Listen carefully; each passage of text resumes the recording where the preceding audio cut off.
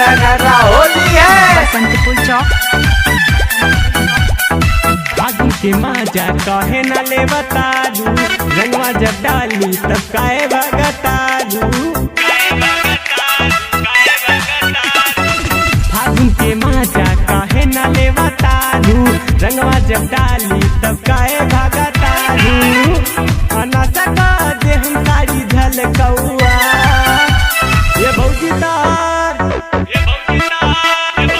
भौजीदार चोली बचमकौआ देवर के रंग डाल दिन रउआ।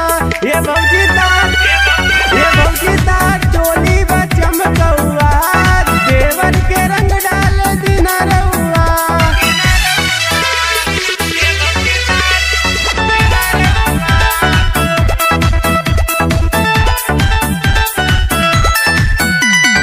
डीजे रूपेश राज, बसंतपुर चौक।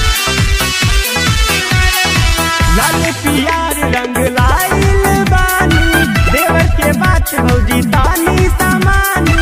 तोरे चक्कर में भौजी रतिया भर जागल बानी, रंगवा डाले हम खातिर घरवा में घुसल बानी।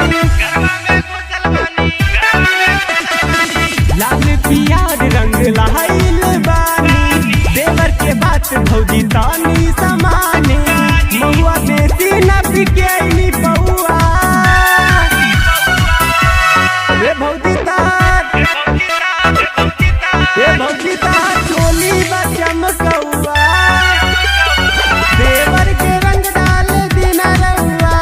ये भौजीदार चोली बचमकौआ देवर के रंग डाल दिन रउआ।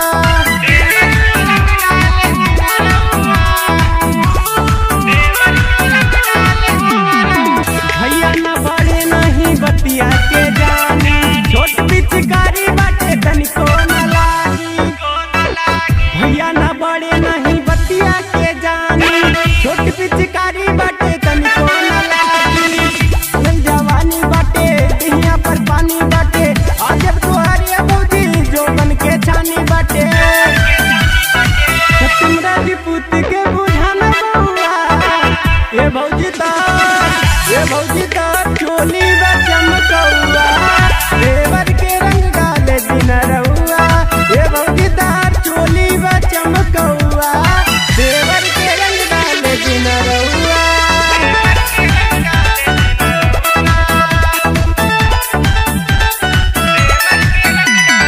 डीजे रूपेश राज, बसंतपुर चौक। फागुन के माजा काहे न ले बतारू, रंगवा जब डाली तब काहे